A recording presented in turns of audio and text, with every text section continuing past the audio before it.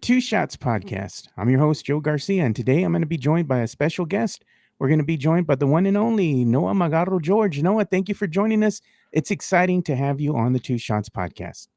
Man, I always love joining you talking Spurs basketball, and I always just appreciate you bringing me on the show, man. Love being on here with you.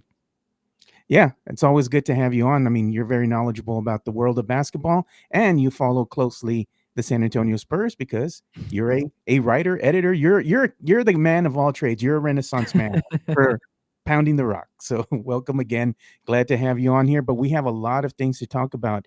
So let's go ahead and dive in here and just start off with one of the things that took social media by storm yesterday, and that was the Spurs trade rumors. I mean, we had tons of stuff coming out, and I first saw this early in the morning by Jake L. Fischer of Bleacher Report. He had written an article, had a lot of great information, even on his Twitter, on Twitter, just looking at all the different scenarios there about the Spurs fielding calls for certain players, in particular, Derrick White and Jakob Poeltl.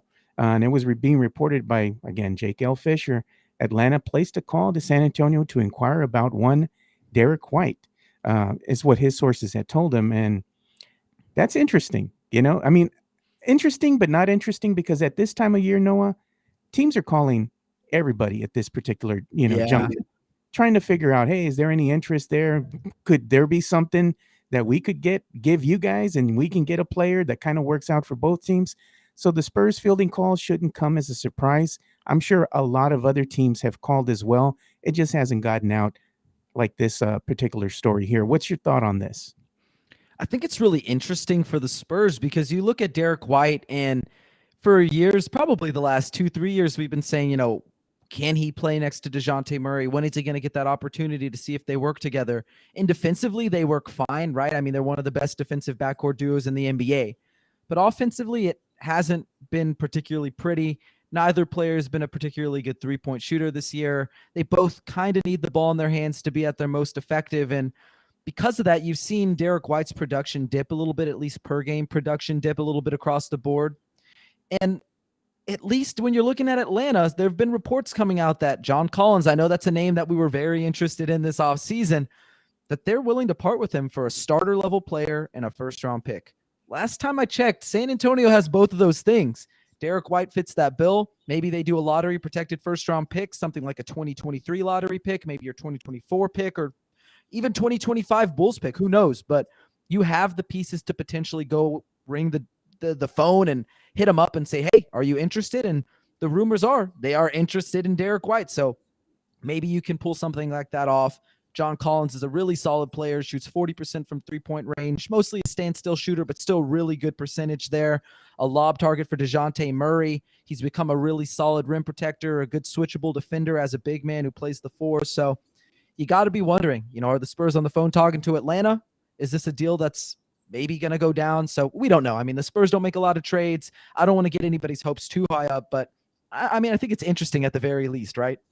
Yeah, I think the only faux pas in all this is gonna have to be for the San Antonio Spurs.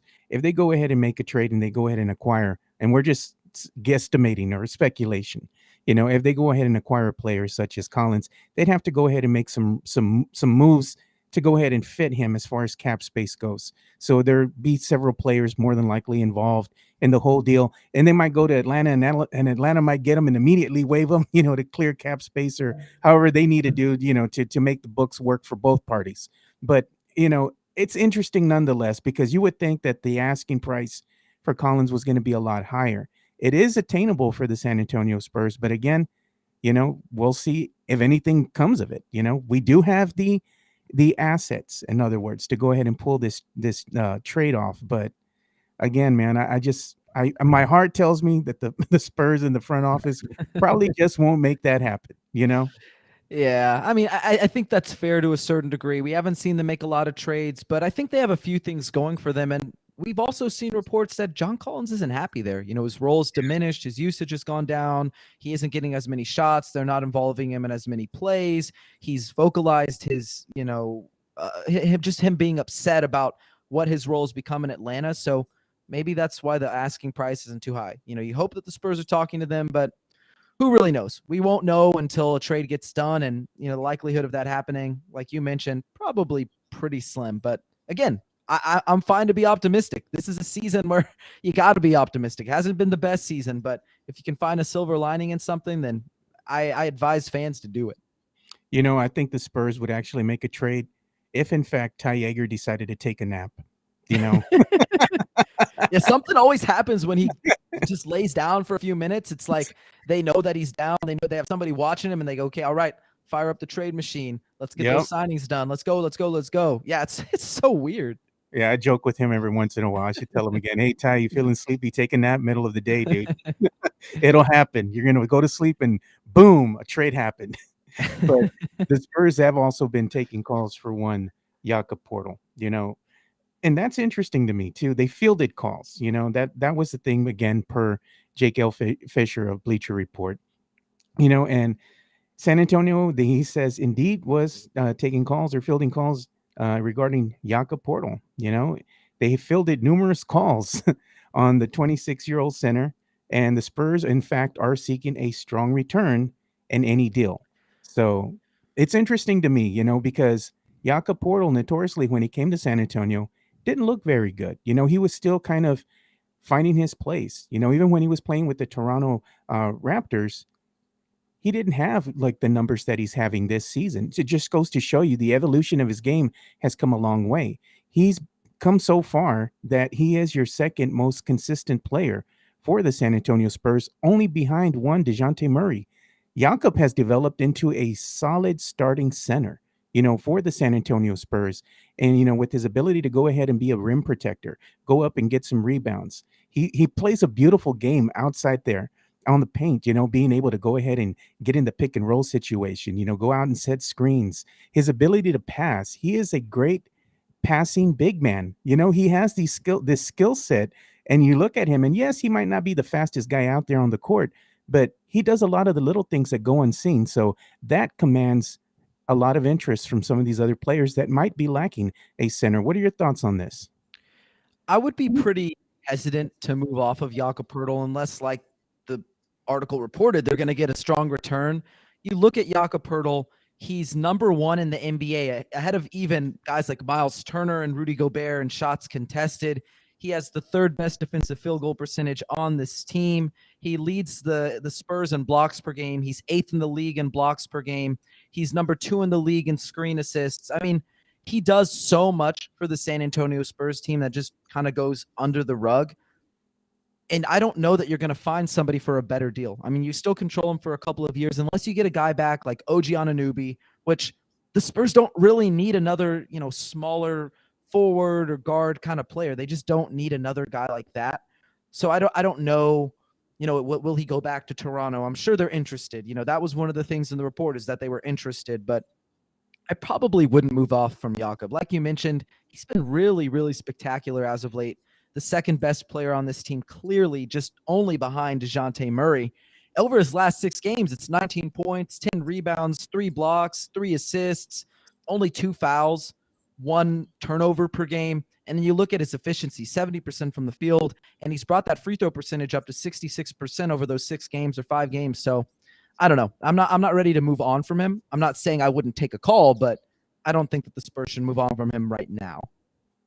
Yeah, I don't think the Spurs should move on from Jakob either. Not only has he developed into a solid starting center, they got him at a hometown discount. I mean, you can't beat that. You got somebody at a really great deal. He's outperforming expectations, I would say at this point. You'd want to keep somebody like that unless you're getting a huge haul and the Spurs absolutely can't look away from that. You'd pull the trigger on that. But right now, just go ahead and keep the guy until you find a deal that works for you, in other words. So moving forward here, I wanted to go ahead and yell out some of the stats or point out some of the stats as you had stated as well about Jakob. Jakob over the last 17 games, as I saw here on Twitter, I'm going to go ahead and give credit to Mark Schindler of Basketball News. Go ahead and give him a follow at M Schindler NBA. Puts out some great stats. Over the last 17 games since Christmas, Jakob's stats have been 14.5 points per game on 61.9% true shooting, 9.8 rebounds per game, 2.7 blocks, or steals and blocks, should I say, 2.9 assists. He also pointed out that he's taking more floaters. He's pushing. He's his touch shots than he has ever had. And converting on 46% of his looks. He's in the 75th percentile. You know, he's having a really great year, and these are just some of the numbers from Christmas up until his most recent game. So again, can't say enough good things about Jakob Poeltl. So he's been one of these things. I guess the saving graces for this season. Beyond just Dejante Murray, you wanted to see some growth of some players. Well, you look at Jakob Poeltl; he's come along really nice, and so has one Kelden Johnson. I mean, last year, I remember we all had a conversation. We would talk here and there, and the conversations were, Kelden would be a really great player if only he would develop a 3-point shooting shot, and he does. He's done that. He's developed a nice 3-pointer, so much so that he currently has 153 career pointers in just 131 games. There's only 3 other players in Spurs history that have gotten to 150 made threes quicker than Kelden Johnson. And they are Gary Neal. I know a lot of Spurs fans don't remember, but you got to go back and look at the tape. Danny Green and Davis Bertans. So Kelden, he's an amazing company right now. I mean, the kid has made, to me, a complete 180 from where he was last season as far as his 3-point shot to this season. The evolution of his 3-point shot, it's been great to see, and it's been helping the team. What do you got to say about Kelden? I don't think what I have to say is probably going to make Spurs fans that happy, but oh no, I continue to see and it's fine because Dan Weiss and Sean Elliott and Bill Land, they all work for the Spurs. They're paid by the Spurs. Their job is to talk about the Spurs. They're not going to say anything bad about the Spurs, but they've said this thing constantly throughout the season that Kelden Johnson is the 3rd best 3-point shooter in the NBA. Well, that's not true. I mean, he's the 3rd most accurate 3-point shooter in the NBA, but if I told you right now PJ Tucker was the best 3-point shooter in the NBA, you would say that's not true. Like they are very similar in that they only take standstill 3-point shooters. It's catch and shoot, stationary, not off the move, not off the dribble, not running off screens. And that has a ton of value on its own, obviously. He's one of the best corner 3-point shooters in the league, and he has grown leaps and bounds as a shooter. That is undeniable. But really, I mean, like outside of the 3-point shooting, Kelden Johnson is mostly the same guy he was a year ago. He's the 2nd worst finisher at the rim on this roster, 12 points below league average, percentage points below league average from mid-range.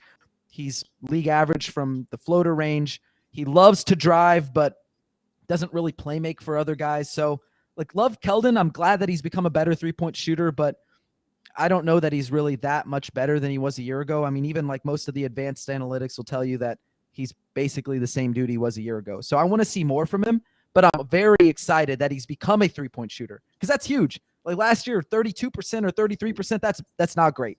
It's a low volume, 44% this year, but hey, that is a huge step in the right direction. And if he can do a similar thing to what Dejante Murray has done, where he adds just a little piece to his game, piece by piece, 3-point shot, mid-range shot, learns how to dribble a little better, learns how to distribute, becomes a better defender.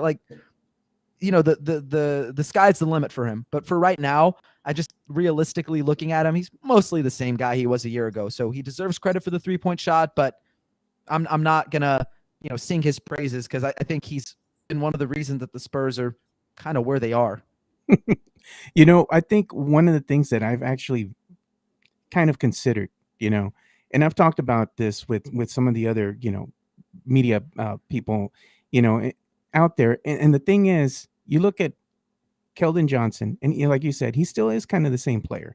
Puts his head down a lot, gets that tunnel vision, drives to the rim, gets in trouble because of poor decision making. Trying to force the issue. He loses control of the ball, turns into a turnover, going the other way for an easy dunk or an easy layup, And you've seen this thing happen, throughout the season. And it happens sometimes at some of the worst possible times during crunch time when you're trying to go ahead and get yourself back into the game and you're only down by 2-3 points. And he does something like that, goes the other way, either a slam dunk, easy layup, or, an easy uncontested 3. So easily you're going from 3 points down to now you're going 6 points down. So he makes these poor decisions, and hopefully he can go ahead and fix this. But if he can't, one of the things that I do like is maybe a small adjustment to the starting lineup. One of the players that I have seen that's really grown to, in my eyes, and just seems to be an all around better player is Devin Vassell. He's a good defender, great shooter, makes good decisions with the ball, and he's poised beyond his years. I just think that he is a better overall player than one Kelden Johnson. Will they make that change? Probably not, because they're going to look for that balance. And of course, Kelden's been there longer, so there's something as, I guess, Coach Pop goes by tenure as well. So it would be interesting to me, though. It would be interesting if they did make that change. What do you think? I think it would be interesting. The only hesitation I would have is, I mean, I guess I wouldn't have any hesitation there. I'm looking at the roster and the starting lineup in particular. You remove Kelden Johnson and you switch him with Devin Vassell, and you lose a lot of size, right? Because Kelden Johnson, even though he's, I think, a little bit shorter than Devin Vassell, he's bigger and he's got a similar wingspan. He can guard a little more, a few more positions. And one of the things that Devin Vassell said during the draft process before the Spurs took him in the lottery was that he would prefer to play the two, that's really his natural position. And if you have him out there with Derrick White and Dejante Murray, then, he's going to be playing the three, if not the four, depending on, what they want to do with Doug McDermott. So I like him. I think he deserves a chance to start. He's been really solid this year, but I don't know if I would swap him for Kelden. I might swap him for Derrick White. That's a different conversation, though. You lose some playmaking when you put Derrick White in the second unit, but really Derrick White's the best with the ball in his hands, as we mentioned earlier in this episode. And Dejante Murray doesn't really need to see touches to Derrick White in the starting lineup, and I think you're giving him a lot more weapons there because for as good as Derrick's been, he hasn't been a good shooter, and adding some more shooting around him, that may help Dejante Murray just a little bit. Yeah, our good friend Josh Paredes, he had put some stats up and showing the decline of some of the, the shooting of some of the players. And I believe it was Derrick White was in one of those stats that he had put up, that is shooting has went ahead and declined, over the course of the season. And he was showing some of the other players who have been on the upward trend as well. So to me, that was an interesting stat. It just goes to show you, is there a little bit of a decline in his game right now? Maybe. I mean, there's a lot of things going on this season, and I don't want to just focus on one certain player, because let's just face it, the whole team has had a slew of issues, hence their record. They're not very good. They're still trying to figure a lot of things out. So you do see some things that, okay, you might want to keep an eye on, but nonetheless, I mean, he's still a player that if you get an offer for him, maybe you go ahead and pull a trigger. But for now, I think the Spurs are just going to go ahead and hang on to him, because he brings much needed experience, to this particular team when there's not a lot of veterans here. They still have a huge young core that needs to figure a lot of things out and learn consistency. So he is going to be one of your guys that's going to facilitate the basketball and be one of your leaders out there on the court. So he still has a lot of value in that regards, So let's go ahead and go ahead. I mean, I couldn't agree more with you. My mom went to see, he's watch him play basketball in Pac-12 for college. It's always going to want to say, like, let's have this sort of bias towards him because, he went to see you, and I'm a Buffs fan. But I mean, right now I'm wearing a Colorado hoodie. But yeah, I agree with you. Like, if an offer comes up, you do it. But he is valuable. He's super valuable to this team. Yeah. So moving forward here, we're going to go ahead and talk about the NBA All-Star voting. And I know a lot of Spurs fans and, a lot of NBA buffs have issues with the way that the fans vote. And in particular right now, the way that the system is set up, it's 50% of the voting comes from the fan base. 25% comes from the NBA players themselves. And then another 25% comes from the media members. So Spurs fans in particular took a big issue because they saw that Andrew Wiggins has been voted into the starting unit for the NBA All-Star game that's going to be coming up here. And then you look and see, okay, where did Dejante finish? Because Spurs fans here, we're in a small market. I get that, and Spurs fans here on Spurs Twitter, we're a small niche. and everybody's like, well, I'm voting every day and I'm voting and I'm retweeting and I'm doing this. And it seems like we're doing a lot of work, in that you think that the numbers are going to be bigger, but they're actually not. At the end of the day, Dejante, I mean, he was kind of not in the mix, he was near the bottom, but he was still in there. It's just, again, our small market, it is what it is. And there's still hope, for Dejante. He could still possibly get a nod into the NBA All-Star game because, again, we don't know if a certain player is going to get injured or COVID might have something to do with, a player going into health and safety protocols. There's a lot of things that can still happen. I don't wish that on anybody, but, you know, it is what it is at this juncture, and my issue is, do you think that the NBA All-Star voting needs to be tweaked a bit? And if so, how, Noah? I think the All-Star voting is deeply flawed, and not even like speaking on behalf of Dejante Murray, but the process doesn't really make a lot of sense. I mean, you look at the fan vote being 50% of the vote, that's probably too much.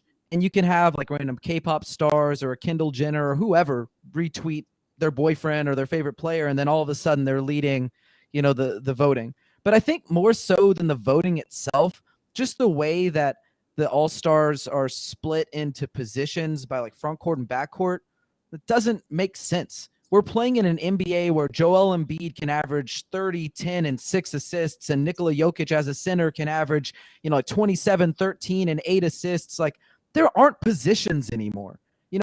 We talked about how Devin Vassell wanted to play the two, whatever. It's just like matchup-wise, defensively, you can have a position probably. You're guarding a guy who's similar size to you. But there really aren't. Like LeBron James, for all intents and purposes, he's a point guard. Luka Doncic is a point guard. Like, it doesn't make sense to have these backcourt, frontcourt designations. And this is how you get a guy like Andrew Wiggins as a starter instead of somehow Chris Paul, Luka Doncic, Devin Booker. They're not getting into the All-Star game as starters. The Suns are the number one team in the NBA. They didn't get a single starter. I know that the Warriors have been good, but let's be honest, Andrew Wiggins isn't even the most important forward on their team. Draymond Green deserved it more than he did. So the way that they have it done by one, front court and back court designations, that's got to go. That's old school thinking, got to go. And number two, I'm so tired of the conferences thing too, because if they're going to do a draft where it's like you get an Eastern Conference captain and a Western Conference captain, but then they can pick whoever made the All-Star team, that's just ridiculous to me. It doesn't make any sense. And I don't really get like mad about a lot of things, but this is something that I'm willing to die on this hill for. It just doesn't make any sense. Like, you got to get rid of the conference designations too. For the longest time, the Western Conference has been so much better than the Eastern Conference. And that's how you end up having guys like, and I know that they were in the Western Conference, but you have someone like Mehmet Okur make an All-Star team, or Jamal McGlure. Like, those guys are not All-Stars. It's how guys like Bradley Beal miss an All-Star team, or someone like a Damian Lillard misses an All-Star team. Get rid of conferences, get rid of position designations, fix the fan vote, and even the player vote is a joke. The player voting is a joke. Kenrich Williams got votes for an All-Star team from players. Kelden Johnson did. Derrick White got some votes. You had Jose Alvarado get votes. I mean, these guys aren't All-Stars. Don't give the NBA players an opportunity to vote. If they're just going to throw their vote away and give it to random guys who they're friends with, then fix the system. It's so beyond broken, and I'm tired of it. I can't stand it. Yeah, there's something that needs to be done here. I mean, it's kind of archaic at this point. It's from a different time. I mean, you need to get with the times now and kind of make some changes. And you know what? And can we get some designers to come out here and design some decent jerseys? My God, They're man. so bad. They're Oh my ugly. goodness. Those look so bad. This is your 75th anniversary season. Do The diamond something. feet. Make it look good, man. Like it oh my God. Just like this whole process it's weird and bad. And I mean, I'm gonna watch the All-Star game and All-Star weekend. Like, I'd never complained, but like I can't stand it. I mean, we know it's the NBA. We don't necessarily need to see the big old logo on the front of the jersey. If you go back to the 90s, and I have to say that was the golden age of jersey designs, because the jerseys actually look good.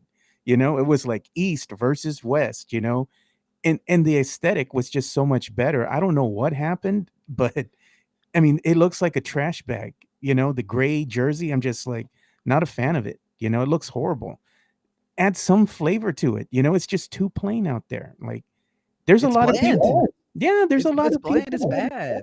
There's a lot of graphic artists out there, and I'm sure that they can just come up with something real quick and say, "You do this, it looks a lot better." You don't have to get gaudy, but I mean, add some pizzazz to it. Something. I don't think a lot of, Absolutely.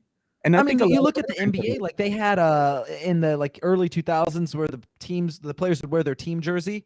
yes. Why don't you just have all the players wear their like, I don't know, give them their city edition jersey and then put an all-star patch on it. I don't know. That would even look better. I like that. I actually like that. I thought that was a good idea, and they just went away from it and they like, you know what? Let's get this plain gray jersey and this plain red jersey. And there you go. We're gonna run with this. It's just awful, man. It's just horrible. And I wanted to read some of the numbers because I believe the final tally for the votes that the Spurs fans and fans in general went ahead and gave Dejante was somewhere in the neighborhood of, I believe, 307,000, something of that nature. And then some of the other honorable mentions here, and I'm reading this per Jeff Garcia of Ken's Five. He's put that Kelden Johnson had 64,961 votes. Jakob Poeltl had 51,689 votes.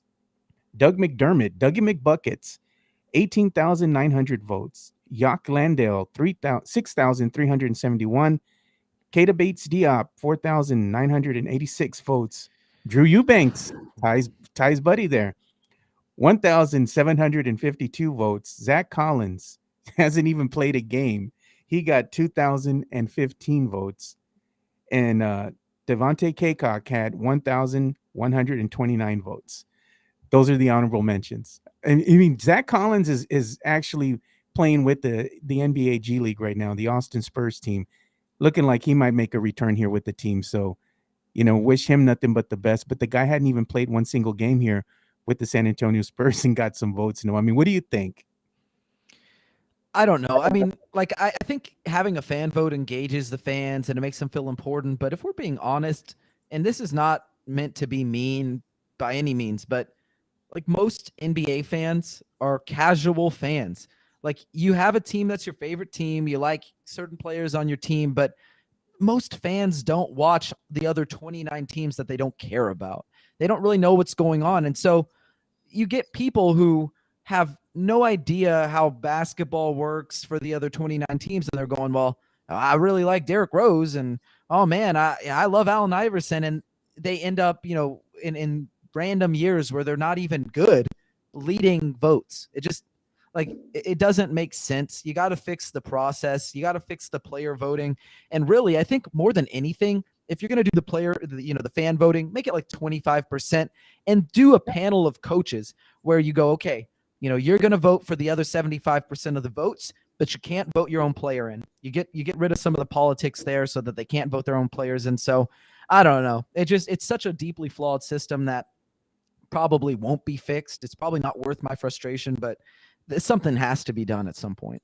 Yeah. So I wanted to play a quick clip here, something that I saw on Twitter by a username of Weimar at Happy Spurs Fan. So I'm going to go ahead and play this clip. I'm going to go ahead and share it. I don't know if they'll be able to hear the audio. I hope they can. So this was a clip from. Oh, I saw this. Yeah. So I'm going to go ahead and play this. Let me hide this. If they need a replacement, Dejante Murray in San Antonio. I know the Spurs have had a tough year, but Dejante Murray averaging 19, 8, and 9. He's got 10 triple doubles. 19, 9. He's playing well. Yeah, he is. They're not winning. Playing great. Yeah. If they need a replacement. That's kind of funny. They're not winning, but nonetheless, it was great to see that Dejante got some recognition there, on the national level. Yeah, it was really cool to see, Ernie and Kenny and Charles, like all those guys giving Dejante some props. But I don't know. Like, I think he definitely deserves to be an all-star this year. I don't know that he deserves it more than other players. And it goes back to the thing where, like, the all-star selection process is weird. Like, you go back to the very first all-star game that ever happened in the NBA. 24 roster spots. There were 200 players in the league. We're now 70 years in the future. and we still have 24 roster spots, and more than 600 players have played a game this season. I just don't understand. One, we've already talked about the positions and the conferences, but maybe expand the rosters. Like, it's like that at that point, that was like 10% of the league made the All-Star team. Now it's like 4% of the league makes the All-Star team. I don't know. I'm excited for that. I'm glad Dejante Murray got some props, but like for the same reason that Bradley Beal averaged 30 points 2 seasons ago and didn't make the All-Star team because the Wizards were losing. That's kind of what I'm afraid of with the Spurs, that like, Dejante has some nice round numbers, but it won't matter too much to the like coaches who decide the reserves, because they're going to see, hey, the Spurs are losing. We're going to go ahead and grab Chris Paul and Donovan Mitchell and Devin Booker and Luka Doncic, and then they run out of room for him, which shouldn't be the case. There really should be enough room for him, and they also should just look at the teams and go, hey, like, this guy's been good even though the team's been bad. Maybe ignore that a little bit, but I understand it. I understand not wanting to put somebody in there if the team isn't good. I get it. Yeah, so let's go ahead and also talk a little bit about, since we're on the subject of Dejante, I want to talk about Dejante looking to break the San Antonio Spurs all-time triple-double record that is currently held by one David Robinson. David Robinson and Dejante are currently tied at both 14 career triple-doubles.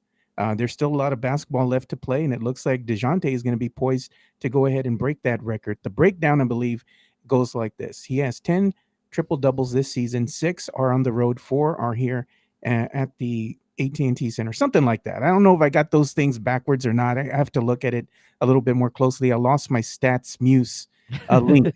I had it up here and it's gone right now. Yeah. But nonetheless, Dejante's been playing great basketball. Great basketball since the beginning of the season. One of the he's going to be the most consistent player that the Spurs currently have on their roster. What are your thoughts on Dejante and the breakout season that he's having? Yeah, I mean, he's been really good. I've talked about it a little bit on my podcast and in the Spurs spaces that I host, daily or every other day. And I think Dejante Murray has definitely made some strides as a playmaker for sure. I mean, his turnover percentage has gone down, his assists have gone up, but at the same time, like, and I know I'm probably going to sound like a curmudgeon and Spurs fans are going to be upset, and that's fine. I'm willing to, take whatever verbal abuse comes my way. But, I don't know if people realize this, but Dejante also has the 5th most touches in the NBA. Like, there's only 4 guys who have touched the ball more than Dejante in the entire league. That being LeBron James, Luka Doncic, Trae Young, and Nikola Jokic. Like, if you touch the ball that often, numbers are going to come. Like, he's not really a player you can play off ball. He's not a very good shooter. We don't really know where he is as a cutter. He hasn't really been asked to cut very much or play off balls since the Tony Parker days and the LaMarcus Aldridge days when he was a very young point guard.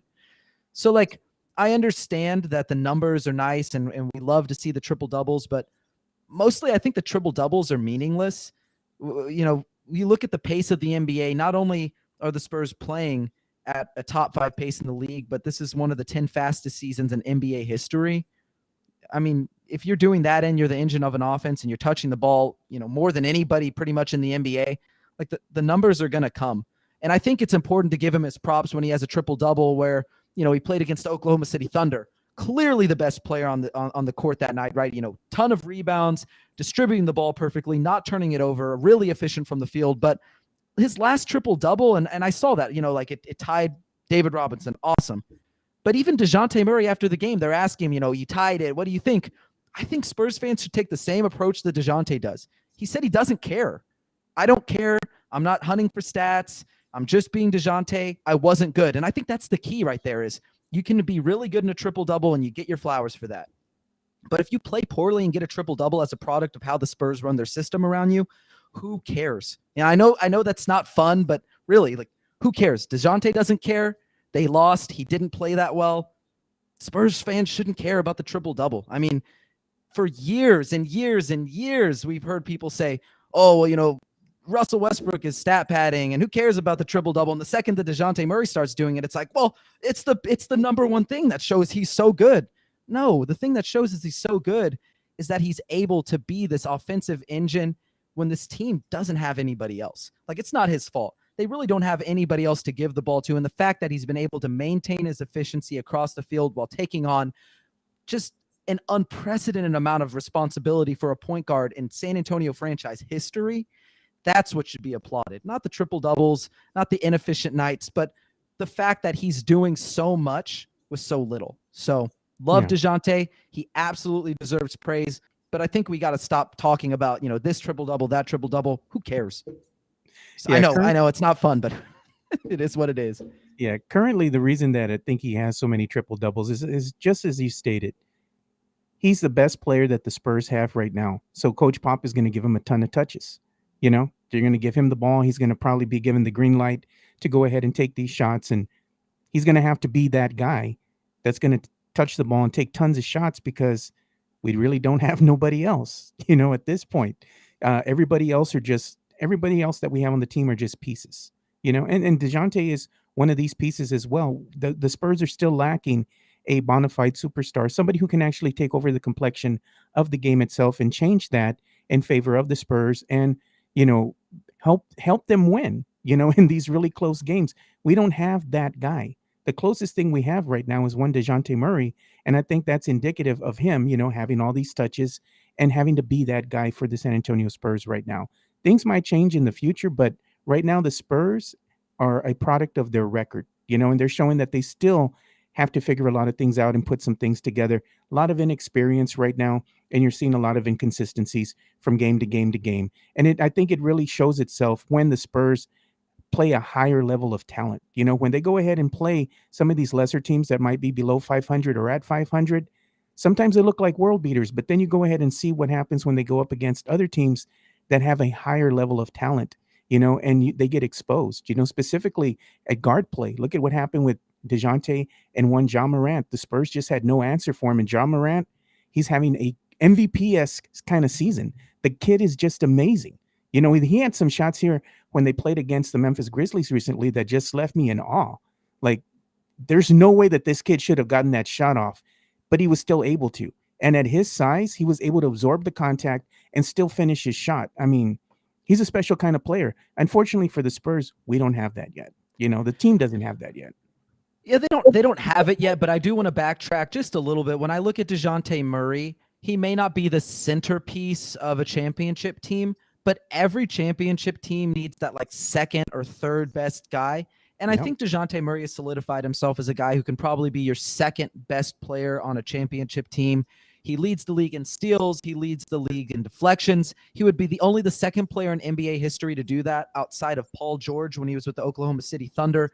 That's a huge accomplishment for him. You can't take that away from him. He's been so good on the defensive end. He's done everything you could possibly ask for on the offensive end. And look, he hasn't been particularly efficient as a scorer this season, and he has a ton of touches, and I understand that. But you look at maybe when the Spurs are able to acquire those pieces that can help him, his usage will go down. Some of those touches will go down. He won't be asked to do as much, but I almost guarantee that efficiency will continue to go up. He's been one of the hardest workers that I can even imagine in the NBA since he came into the league. He entered the NBA 29th overall pick, couldn't shoot a mid-range jumper, couldn't shoot a three-pointer, didn't have a very good handle, could not distribute the ball, turned the ball over a lot. And now he's transformed himself into this player bit by bit that, really solid mid-range shooter, really great finisher at the rim, can pass with some of the best point guards in the league, doesn't turn the ball over, has added some more, package to his dribble. He's become more dynamic off the dribble. And so if he can continue on that trajectory where he just adds one little thing every single season, he's going to be a really dang good second option for a team. And hopefully it's the Spurs. That's what I'm hoping for. So Dejante Murray, he needs the credit. I think he deserves to be an all-star this season. But like you said, he's not a Ja Morant. He's not a Joel Embiid. He's not a Donovan Mitchell. But if he's in that second tier of star, you found yourself a really special player. And I'm happy that the Spurs found that, and they were able to do that with a homegrown draft pick. Yeah, they found their point guard. That's definitely a plus. He's just missing something. They're missing their Batman. They're missing their Batman. They're missing their superstar. Dejante's more of the Robin, so he needs somebody, so hopefully they can figure that out. Maybe in this upcoming draft. Hopefully it's a top 5 pick. No, I'm crossing my fingers. The season's not a wash. I mean, you still have that to look forward to. But we did have a question from one of our viewers. They went ahead and left a comment when I said, "Hey, I'm going to be doing this with you, Noah, and if you have any questions." And when we have a question from a user by the name of Martin, and he's saying, "Switch out Portal for Miles Turner, yay or nay? I like MT's defense, and he can stretch the floor with the three. What are your thoughts?" In a vacuum, I think it's really cool because he can stretch the floor and he's a really good rim protector. I think he's led the NBA in blocks per game in 3 out of the last 4 seasons. He has a little bit more offense, or he's a little more dynamic on the offensive end. But the only problem here is I'm struggling to see a world in which the Pacers go, we'll send you Miles Turner and we want Jakob Poeltl in return. It's not that they're not on like a similar echelon, but when you have a guy like Domantas Sabonis doesn't really shoot, occupies space in the paint, it makes things even more crowded there. And that, there were rumors that they wanted to rebuild, that they're trying to figure things out. And I think like moving Poeltl for Turner is mostly a lateral move for both teams, but it also doesn't make a lot of sense for the Pacers. But I love Miles Turner. Don't get me wrong. Really love me some Jakob Poeltl though. I don't know if I would do it just because it doesn't make sense for the Pacers. And of course, in the NBA, trades have to make sense for both teams. This is true. That it is a business at the end of the day. So not only does it have to make sense, it has to make sense on the books. I think that's one thing that a lot of fans don't understand. You can swap players, no problem. But if it doesn't make sense on the books, you also have to go ahead and package some other players that you actually love in order to go ahead and clear cap space. It's the nature of the business, So as we start bringing this to a close, Noah, we're going to go ahead and look forward into the future a little bit. And we're going to look at the San Antonio Spurs dreaded rodeo road trip that's coming up. I believe it's 8 balls that they have, and it's coming up quick. They're going to start on February the 9th. The rodeo road trip ends February the 28th. Currently, they're going to start against the Cavaliers. And after they play the Cavaliers, I'm going to read the teams off that they're going to play during the rodeo road trip. They're going to play the Cavaliers, the Hawks, the Pelicans, the Bulls, the Thunder, Wizards, Heat, and they end the rodeo road trip against the Memphis Grizzlies. So given what I told you right now, as far as the slew of teams that they're going to be facing, there are some teams that the Spurs could possibly match up well against and get a win, so this isn't all for naught. You could go ahead and finish maybe by getting a couple wins here. What do you think the overall team record's going to be for this upcoming rodeo road trip? Do you see the Spurs actually getting a couple wins on the road? I think they could. I mean, you look at the Oklahoma City Thunder, they lost to them earlier in the year, but they also just barely lost, and that was on one of the worst nights from Dejante and Derrick. Like, it would take a pretty bad night to lose to the Thunder, and as you've seen across the NBA, there aren't a lot of teams that are losing to the Thunder. So Spurs should probably have that under wraps, but at the same time, like, hey, I said that same thing about Houston, and they lost to Houston, and they blew them out. Who knows? It's just an inconsistent team. You don't really know what you're going to get, but if I had to guess, probably 3-5, maybe 2-6. If you're lucky, you go 4-4. But honestly, like you mentioned, I mean, I'm sort of in the camp that if they can improve their draft lottery odds, then I'm fine with it. When they lose, I'm not banging my head against the wall. I'm not, yelling at my TV. I'm going, man, that's nice. Chet, Paolo, even Jabari, like those guys might look nice in silver and black. At the same time, like I'm still happy when they win a game. I'm still a Spurs fan at heart, but I think I've made it for myself so that it's a win-win. Either way, I'm not going to be upset. Yeah. So I don't know, man. It's to me, I'm looking at this schedule, and the Spurs are going to have issues with the Cavaliers. They aren't. You look at the Hawks, same scenario could play out as well. The matchups just aren't conducive to the team winning. Then I look at the Pelicans. That's a toss-up. Depending on which team shows up that night, they could go ahead and easily get a win against the Pelicans. The Bulls, depending on who's playing. If everybody's healthy with the Bulls, Spurs got everybody healthy, that's going to be an interesting matchup to me. That could be a really close game, but I believe that the Bulls will ultimately wind up getting the win. Against the Thunder, I can see them getting the dub against the Thunder. The Wizards, I could possibly see them getting a win against the Wizards. The Heat, I think they're going to have issues with the Heat because of matchups, depending on who the Heat have healthy.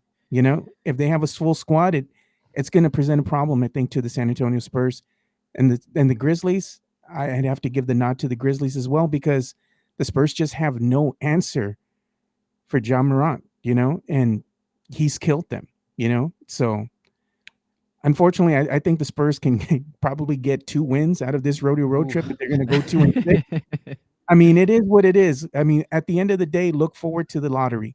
The lottery balls are in our favor, so that's my prediction. And before we go ahead and end the show, I wanted to go ahead and also do one little thing here. I'm going to show another clip. And this is actually wishing Coach Pop a happy birthday. The OG turned 73 today, and I thought this was hilarious. I found it on FanDuel.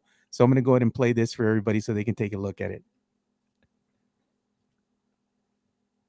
The third quarter. So are you? I'm glad you're so happy. I don't know. Okay, I just want to make that clear. What do you want me to say? That's like the end of a first quarter question. Answer it yourself. CP. No, right here. You're doing great. That's smart. We just lost. Ask Billy. He'll figure it out. No second. Give me a second. No, I don't want to. No, You scored more than we did, and we were pretty crappy on defense. It's been fun. It was an awful performance.